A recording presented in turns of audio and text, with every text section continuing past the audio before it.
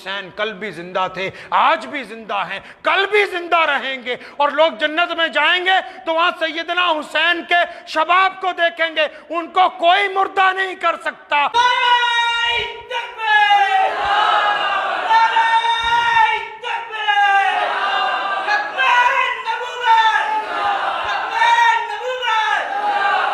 आजकल के जो नचनिया मौलवी हैं, जिनकी ना शक्लें मुसलमानों जैसी हैं और जो सारा साल ना कभी नमाज के करीब फटकते हों, वो बताते हैं 10 मुहर्रम को कि हजरत इमाम हुसैन कौन थे, जिनको खुद नहीं पता, जो नाच नाच के बातें करते हैं स्टेज से कूदते हुए, कभी 10 फुट इधर चले जाते हैं, कभी 10 फुट उधर चले जाते हैं। वो बताते हैं लोगों को कि जी कुफर और इस्लाम के दरमियान एक जंग हुई मैदान करबला में। कौन कहता है कि कुफर और इस्लाम के दरमियान जंग थी? मुहम्मदुर रसूलुल्लाह के नवासे को शहीद करने वाले बदकिस्मती से वो भी वही लोग हैं जो नमाज के अंदर बार बार कहते हैं अल्लाहुम्मा सल्ली अला मुहम्मद व अला आली मुहम्मद। ये कहने वाले लोगों ने सैयदना इमाम हुसैन को सजदे के अंदर शहीद किया है।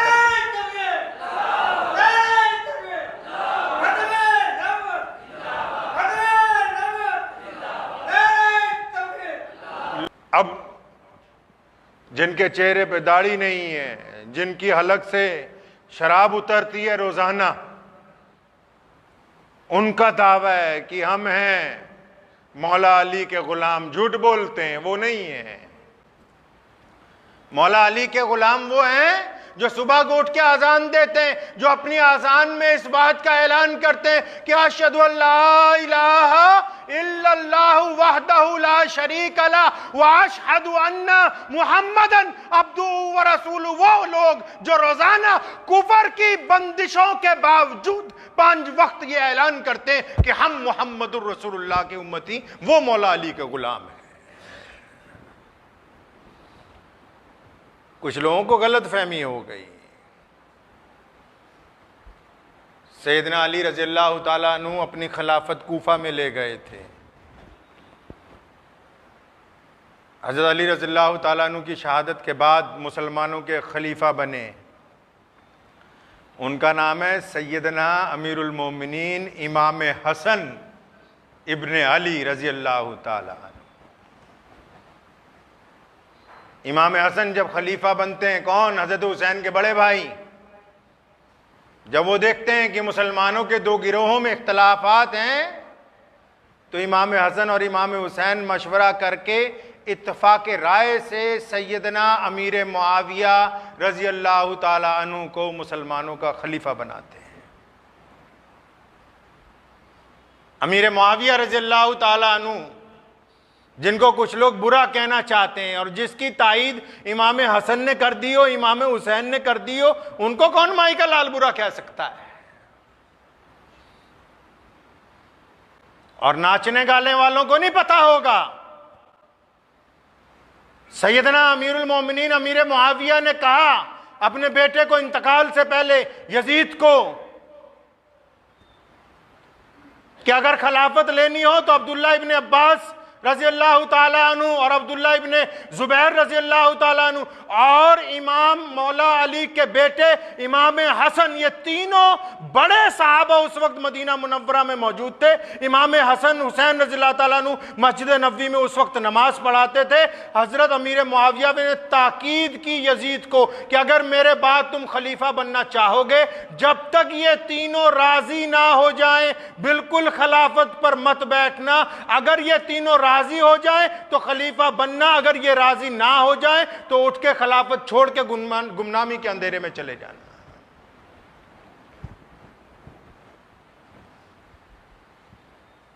उधर जब वो सैयदना अमीर मुआविया का इंतकाल हुआ तो यजीद को बड़ी फिक्र हुई कि अगर ये लोग मुझे बैत नहीं करेंगे ना तो मेरे हाथ में गद्दी नहीं आएगी। नीयत बदल गई। आले रसूल के लिए दिल में बुग़्ज़ पैदा हो गया।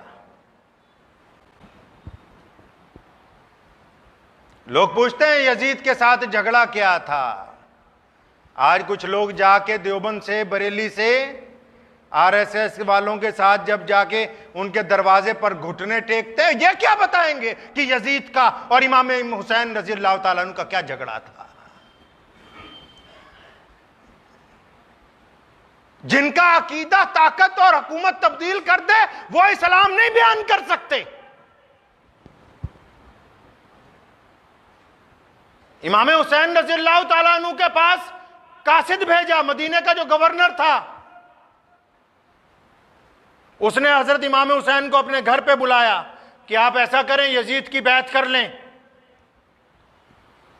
फरमाया मैं उसकी बैत किस तरह कर सकता हूं अगर तमाम मुसलमान उसको मान लें। फरमाया नहीं हजरत, पहले आप कर लें। फरमाया तुम हमें आम आदमी समझते हो, आज हुसैन तुम्हारे हाथ पर बैत कर ले, तुम पूरी दुनिया में मुसलमानों को बताते फिरो कि हुसैन ने यजीद की बैत कर ली है, तुम भी कर लो। फरमाया नहीं, आम लोगों के अंदर लेके आओ यजीद को, हम भी देखें मुसलमान इसकी बैत करते हैं कि नहीं करते।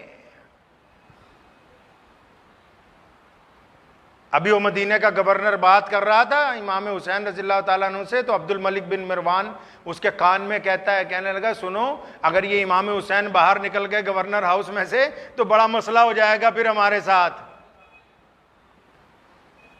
मौला अली के शेर बेटे ने उस वक्त मदीना मुनव्वरा में कहा था कि मरवान कान में क्या बातें करता है, सामने आ ना, सामने आके बात कर। किसने मां का दूध पिया है जो अली अली अली रज़ियल्लाहु ताला अन्हु के बेटे को रोक सके। आज मदीने का गवर्नर और मरवान कांपने लगे। हजरत इमाम हुसैन रज़ियल्लाहु ताला अन्हु वहां से जब उठ के आए ना, अपने दोस्तों को बुलाया, फरमाया रसूलुल्लाह ने फरमाया था कि एक वक्त आएगा, एक मेंढा होगा जिसको मदीने में ज़िबा किया जाएगा, मदीने की गलियों में खून बह जाएगा। फरमाया मैं वो नहीं बनना चाहता, मैं अपने नाना के शहर में फसाद नहीं चाहता, अपने नाना के शहर में किसी का कत्ल नहीं चाहता। सैयदना इमाम हुसैन रज़ियल्लाहु ताला अन्हु अपने ख़ानदान समेत मदीना मुनव्वरा से निकलते हैं और मक्का मुकर्रमा तशरीफ ले जाते हैं। झगड़ा किस बात का है? झगड़ा इस बात का है कि किसी भी आदमी को जो दीन रसूल सल्लल्लाहु अलैहि वसल्लम का मुखालिफ हो उसको गुंडागर्दी करने की इजाजत हुसैन नहीं दे सकते। कोई बंदा हो चाहे वो तख्त पर बैठ जाए हुकूमत के, फरमाया हम कैसे उसको इजाजत दे दे कि वो मुसलमानों के साथ खिलवाड़ करता फिरे, गुंडागर्दी करता फिरे। पूरी दुनिया अगर उससे डर कर बैत कर सकती है, लेकिन मौला अली का बेटा उससे खौफजदा होकर कभी उससे बैत नहीं कर सकता है। लोगों ने रोका था सैयदना हुसैन को मक्का मुकर्रमा से जब कूफे के लिए जाने लगे, क्या आप रसूलुल्लाह के लगते जिगर हैं, मत जाइए, वो आप पर लश्कर कशी करेगा। आपकी बहन ने कहा, सैयदा ज़ैनब ने, कि भाई एक दफ़ा फिर गौर कर लें। फरमाया मेरी प्यारी बहना, रसूलुल्लाह सल्लल्लाहु अलैहि वसल्लम मेरे नाना अबू ख्वाब में आए थे, उन्होंने कहा कि हुसैन किसी कीमत के ऊपर दुश्मन के आगे सर नहीं झुकाना। अगर आज ये रिवायत कायम हो गई कि ताकतवर इदारों के लोग हुकूमत के सामने सजदे करने लगेंगे, फिर क़यामत तक कोई नहीं उठेगा गरीबों की मदद के लिए, फिर कोई नहीं उठेगा कुर्बानी देने के लिए। हक और इंसाफ की आवाज फिर दब जाएगी।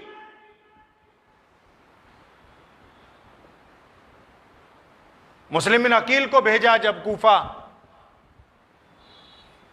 तो कूफे का जो गवर्नर था वो हजूर अकरम सल्लल्लाहु अलैहि वसल्लम का बड़ा आशिक था। मुस्लिम बिन अकील ने जब बैत शुरू की 40,000 लोग बैत हो गए। यजीद कमबख्त को पता लगा गवर्नर माजूल कर दिया, इब्न ज़ियाद जैसे जालिम बदमाश को वहां गवर्नर लगाया गया है। और मुस्लिम बिन अकील को कूफे के ऊंचे मीनार से ले जाके नीचे फेंका गया ताकि शहीद हो जाएं, वो आवाज दब जाए जो हजूर अकरम सल्लल्लाहु अलैहि वसल्लम के घराने से आई है। वो झगड़ा किस बात का है भाई? झगड़ा सिर्फ इस बात का है कि बगैर दस्तूर के, बगैर शरीयत इस्लामिया के, बगैर हक और इंसाफ के हम किसी जालिम को तख्त पर बैठने की इजाजत नहीं देंगे। झगड़ा इस बात का है, कोई जायदाद का झगड़ा नहीं। सैयदना इमाम हुसैन रजी अल्लाह ताला अन्हु की ज़ात गिरामी है। लोगों ने आके फिर कहा है कि सुलह की गुंजाइश है, सुलह की गुंजाइश है, आप ऐसा करें, मान जाएं गवर्नर की बात, ये जाके अभी खलीफा से बात कर लेगा। फरमाया बस एक ही शर्त है कि हम अपने नाना के दीन के ऊपर किसी और की शरीयत को नाफिज नहीं होने देंगे। फरमाया कान खोल के सुन लो, ये 22,000 की बजाय 22 लाख फौज भी अगर भेज दी जाए तो मुहम्मदुर रसूलुल्लाह सल्लल्लाहु अलैहि वसल्लम के दीन को दुनिया की कोई ताकत तब्दील नहीं कर सकती है।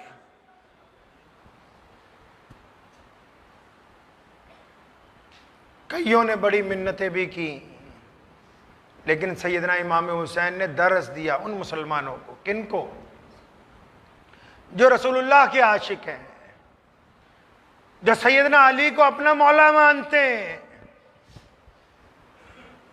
उनको यह दरस दिया। हमारे यहां तो मामला उल्टा है, जिनका दावा है असहाब अहले बैत के साथ इश्क व मोहब्बत का, वही सबसे पहले जाके अहले इस्लाम की जो मुखालिफ जमातें हैं उनकी गोद में बैठते हैं और फिर कहते हैं कि हम तो करबला वाले हैं, हम तो इमाम हुसैन वाले हैं। सैयदना इमाम हुसैन का झगड़ा कुछ नहीं है। लोगों को बताया जाता है कि फलां झगड़ा, फलां फलूं, कोई झगड़ा नहीं। दो टोक साफ कि यजीद ने जबरदस्ती खिलाफत पर कब्जा किया है, कि यह जालिम है, यह मुसलमानों के हक में जालिम है, यह इंसानों के हक में जालिम है, यह गुंडागर्दी करना चाहता है खिलाफत पे बैठकर। वरना उनको क्या तकलीफ थी? मदीना मुनव्वरा में कौन था? सैयदना इमाम हुसैन जब गलियों में चलते थे, लोग बाअदब दोनों तरफ खड़े होते थे कि नवासे रसूल जा रहे हैं। उनको किस बात की कमी थी? हजूर अकरम सल्लल्लाहु अलैहि वसल्लम के बाद जब हजरत अली रज़ियल्लाहु ताला अन्हु खलीफा बने, उनके बाद अगर मस्जिद नबवी में कोई नमाज पढ़ाता था, इमाम हुसैन रज़ियल्लाहु ताला अन्हु खुद मुसल्ले पर खड़े होते थे, कोई और नहीं। आज हम किस्सा बयान करते हैं, वो इस तरह बयान करना चाहते हैं रो रो के कि बहुत जुल्म हो गया, जालिम मर गए, कत्ले हुसैन असल में है मर गए यजीद, इस्लाम जिंदा होता है हर करबला के बाद। किसी ने कहा ना कि रोए तो वो जो कायल हो अमवाते शहीदा के। कुरान ने कहा ना वला तकूलू लिमन युक्तलू फी सबीलिल्लाहि अमवात, और जो अल्लाह के रास्ते में कत्ल कर दिए गए उनको मुर्दा मत कहो, वो जिंदा है। हुसैन कल भी जिंदा थे, हुसैन आज भी जिंदा है।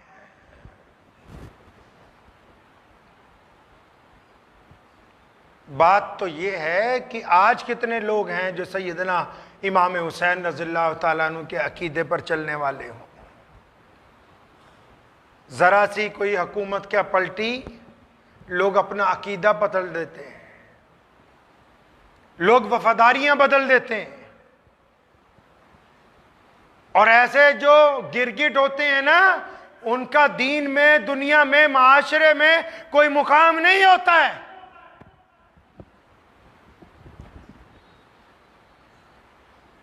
मुकाम उन्हीं लोगों का है।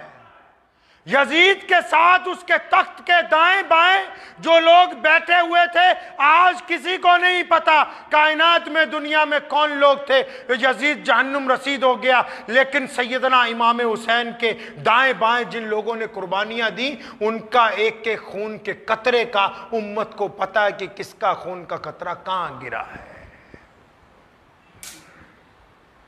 दुनिया उनको याद रखती है जो मुश्किल हालात में भी खड़े रहते हैं। जो वक्त के साथ साथ रंग बदलते हो वो कामयाब नहीं हो सकते। हिंदुस्तान की जंग आज़ादी में जब यहां अंग्रेज काबिज था, सैयदना हुसैन अहमद मदनी रहमतुल्लाह अलैह, उनको माल्टा में कैद कर दिया ले जाके अंग्रेज ने, और सामने एक कागज रखा होता था कि हुसैन अहमद इस पर दस्तखत करो कि खिलाफत उस्मानिया के खिलाफ अंग्रेज की लड़ाई जायज है, इस पर दस्तखत करो कि मुसलमान अंग्रेज की फौज में भर्ती होके उस्मानी खिलाफत के खिलाफ लड़ सकते हैं। हुसैन अहमद ने और हजरत मुफ्ती महमूदुल हसन ने ता जिंदगी अपनी पीठ पर दुर्रे खा लिए, लेकिन अंग्रेज की बात कभी नहीं मानी। आज उनकी औलाद जब जाके आरएसएस वालों के सामने घुटने टेकती है तो वो हुसैन अहमद मदनी वाली बात नहीं है।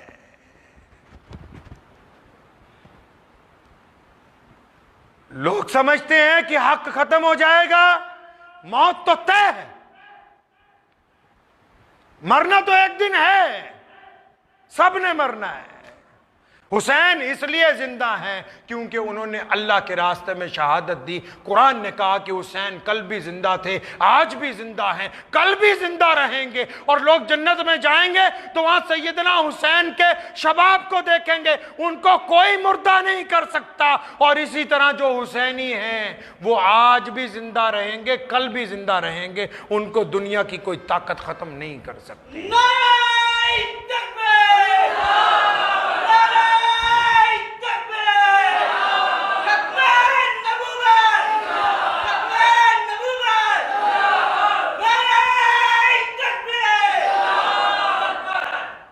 मुख्तसर कहना यह है कि जुमे का वक्त हो गया है कि मुहर्रम का पैगाम यह है कि हक का साथ दीजिए, इंसाफ का साथ दीजिए, मजलूमों का साथ दीजिए, ज़रूरतमंदों का साथ दीजिए। सिर्फ दूसरे की ताकत को देखकर, दूसरे की शोहरत को देखकर ये ना तय कर लिया जाए कि ये इज़्ज़त वाला है। इज़्ज़त तो अल्लाह देने वाला है, वही ज़िल्लत देने वाला है। दुनिया वाले किसी को इज़्ज़त और ज़िल्लत नहीं दे सकते हैं। सैयदा ज़ैनब ने ये बात यजीद को कही थी उस वक्त, और डांट के कही थी। उसने कहा देखो मैं आज इज़्ज़त वाला बन गया। फरमाया खबरदार, अपनी ज़ुबान को लगाम दे। अल्लाह तुबारक व तआला जिसे चाहे इज्जत दे दे, जिसे चाहे जलील कर दे। वहाँ एक नबीना सहाबी बैठे थे, फरमाया मुझे ऐसे लगा जैसे अली मुर्तज़ा आ गए हो बोलने के लिए रज़ी अल्लाह ताला। तो किसी ने कहा कि अली तो नहीं आए, उनकी बेटी है। तो फरमाया वही जाहो जलाल है। अल्लाह तुबारक व तआला ने जो इनकी बुलंदियाँ लिखी वो किसी और की किस्मत में आने वाली नहीं है। इसलिए मेरी आपसे गुजारिश है, 10 मुहर्रम का दिन आएगा, सैयदना इमाम हुसैन को याद करेंगे तो सैयदना इमाम हुसैन पर दरूद सलाम भेजिए, रसूलुल्लाह सल्लल्लाहु अलैहि वसल्लम पर दरूद सलाम भेजिए, और उन लोगों की मदद कीजिए जो गरीब हैं, जो मुस्तहिक हैं, और उन लोगों को रोकिए जो जुल्म करते हैं। और सिर्फ देगें बांटने से कुछ नहीं होगा, देगें बांटने वाले साथ नहीं चलते। जो हुसैनी है शराब उसके हलक से उतर नहीं सकती, नऊज़ुबिल्लाह। और जो हुसैनी है वो मस्जिद में 5 वक्ता सजदा करता है, उसके चेहरे पर रसूलुल्लाह की सुन्नत होती है। इसलिए याद रखें, अगर हुसैनी बनना है तो सैयदना इमाम हुसैन के तरीके पर चलना होगा। करेंगे नहीं कोशिश इंशाअल्लाह। कोशिश कीजिए कि अल्लाह ताला मुहर्रम के इन दिनों में हम सब को सैयदना इमाम हुसैन रज़ियल्लाहु ताला अन्हु के तरीके पर चलने की तौफीक अता फरमाए। व आखिर दावाना अल्हम्दुलिल्लाहि रब्बिल आलमीन।